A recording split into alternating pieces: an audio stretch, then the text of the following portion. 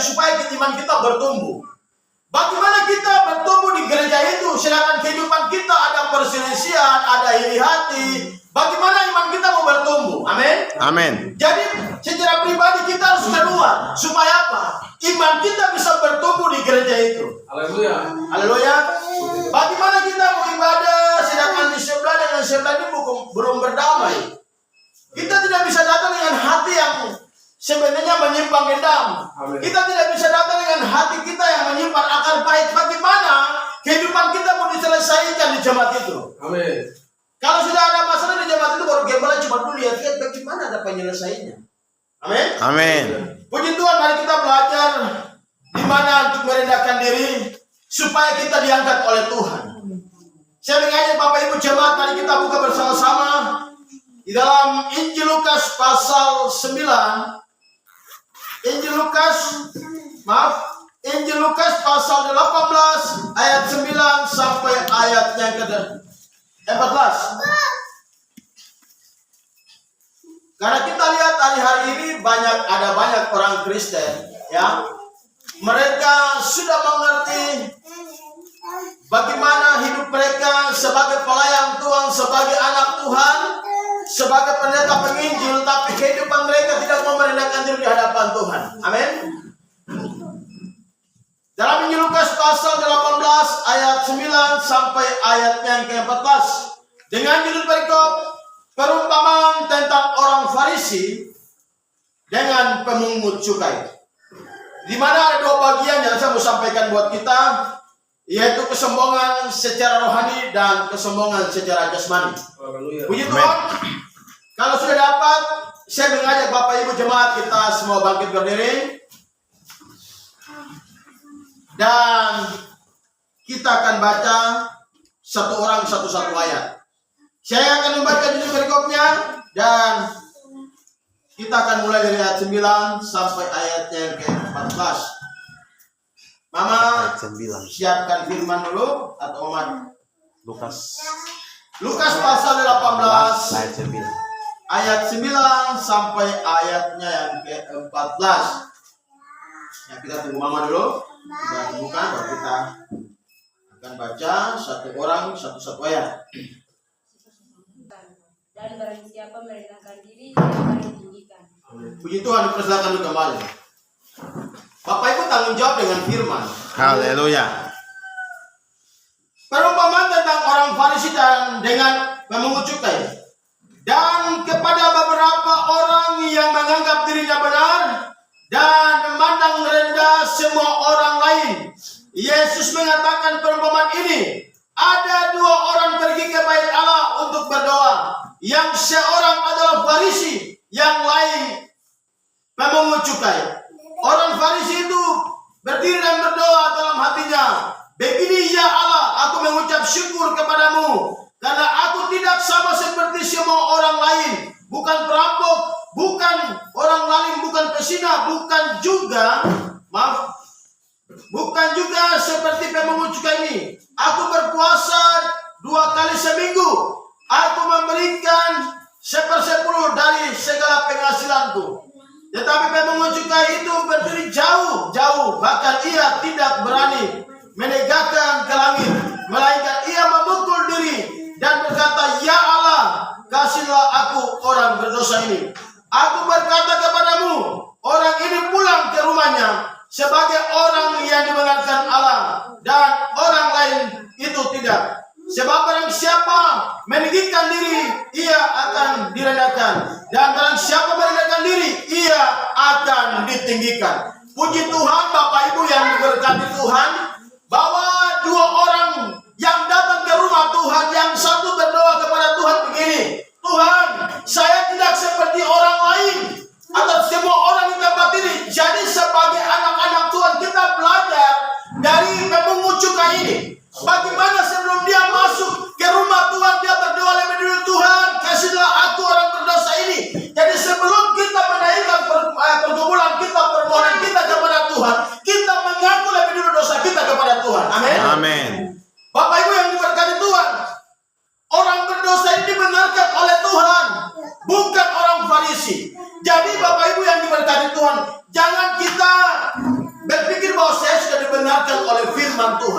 bahwa saya sudah dimerdekakan oleh Tuhan. Jadi saya mau apa? Artinya begini, kita tidak bisa kritik orang lain, sedangkan hidup kita saja tidak sesuai dengan kebenaran firman Allah. Amin, amin, amin. Kalau hari saya beli di pasar Sangin atau pasar Bosi, Bapak Ibu jangan seperti itu. Haleluya, di mana jangan melakukan perzinahan. Haleluya, pemberontak terhadap orang lain, sedangkan saya hidup masih melakukan dosa. Saya masih hidup dalam dosa. Bapak Ibu yang diberkati Tuhan, secara pribadi saya ini sebagai penginjil jalanan. Amin. Ini hamba Tuhan Warber tahu saya sering menginjil jalan, dan saya dari satu kota ke kota yang satu untuk memberitakan Injil. Di mana kita harus tahu pribadi kita seperti apa sebagai hamba Tuhan, sebagai penginjil, sebagai pendeta, sebagai gembala. Berarti kita tidak bisa tanamkan roh yang kuat dalam kehidupan kita. Tetapi kita mau belajar merendahkan diri supaya kita diangkat oleh Tuhan. Haleluya. Bapak Ibu yang diberkati Tuhan, perumpamaan tentang orang Farisi dan pemungut cukai, Alkitab sangat jelas buat kita. Yesaya 5:15 berkata, maka manusia akan ditundukkan dan orang akan direndahkan.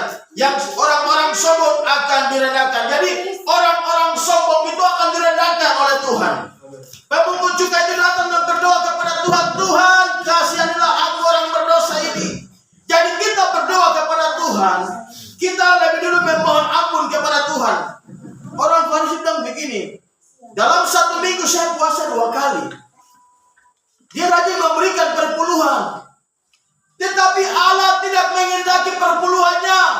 Tetapi Allah mendengar orang haleluya di mana pemungut cukai ini. Bapak Ibu dengan saya sebagai anak-anak Tuhan hari ini, kita harus hidup tunduk di hadapan Tuhan supaya kita diangkat oleh Tuhan. Amin. Amin. Haleluya. Ayat 10 berkata, ada 2 orang pergi ke bait Allah untuk berdoa. Yang seorang adalah Farisi dan yang lain pemungut cukai. Orang Farisi itu berdiri dan berdoa dalam hatinya begini, ya Allah, aku mengucap syukur kepadamu karena aku tidak sama seperti semua orang. Jadi dia bilang dia tidak sama seperti semua orang.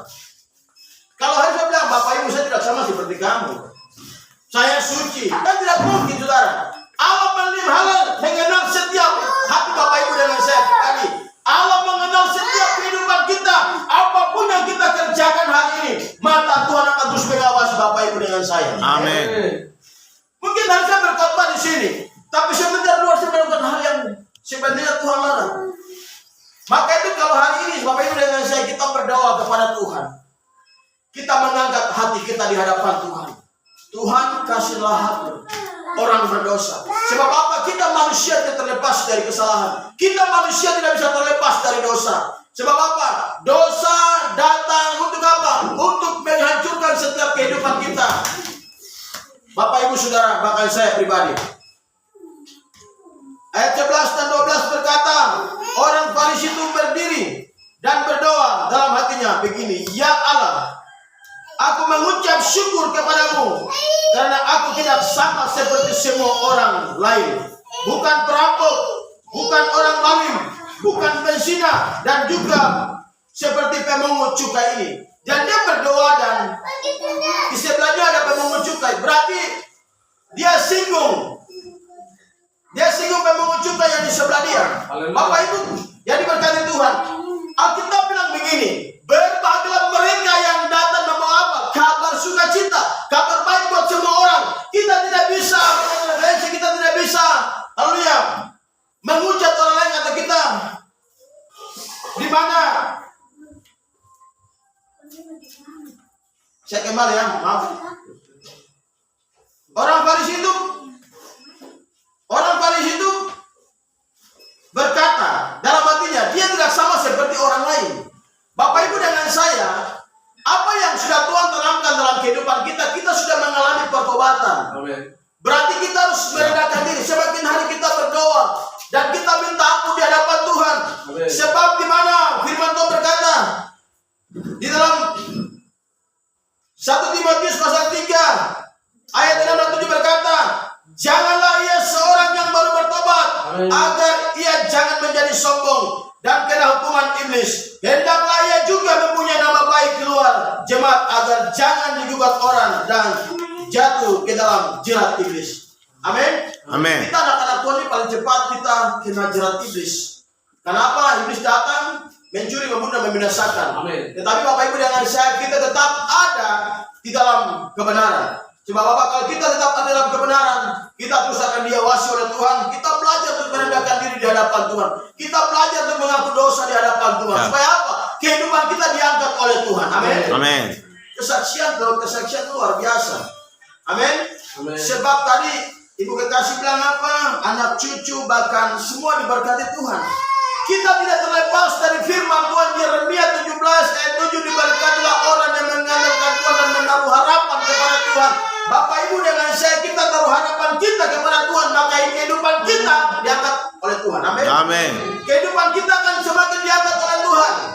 Yang penting kita hidup, kita mau taruh hidup ini kepada Tuhan. Sebab apa? Rancangan Tuhan tidak ada yang gagal dalam kehidupan saya. Haleluya. Rancangan manusia pasti gagal, tetapi rancangan Tuhan tidak ada yang gagal dalam kehidupan saudara. Di mana saudara sakit, saudara berdoa, pasti ada mujizat Tuhan. Amin. Amin. Kesaksian tadi lewat gempa gemalan, di mana habis doa yang satu, pindah lagi doa yang satu. Di mana Elia adalah manusia biasa, dia berdoa, mujizat terjadi. Bapak Ibu dengan saya pun demikian. Kita adalah manusia biasa, tetapi kita mau berdoa sungguh-sungguh kepada Tuhan, mujizat Tuhan akan terjadi. Amin. Amin. Yang penting kita mau merendahkan diri, kita mau mengaku dosa. Manusia tidak terlepas dari kesalahan, dan kesalahan itu jadi bagian dalam kehidupan kita. Bagaimana bilang, pertama di tengah-tengah keluarga kita, keluar, itu sudah tantangan. Puji Tuhan.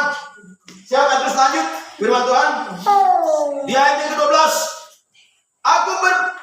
Aku berpuasa 2 kali seminggu. Dalam 1 minggu itu 2 kali puasa. Haleluya. Di sini tidak tulis hari apa, tapi dalam 1 minggu 2 kali dia berpuasa Ya. kepada Tuhan. Aku berpuasa 2 kali seminggu. Aku memberikan 1/10 dari segala penghasilanku.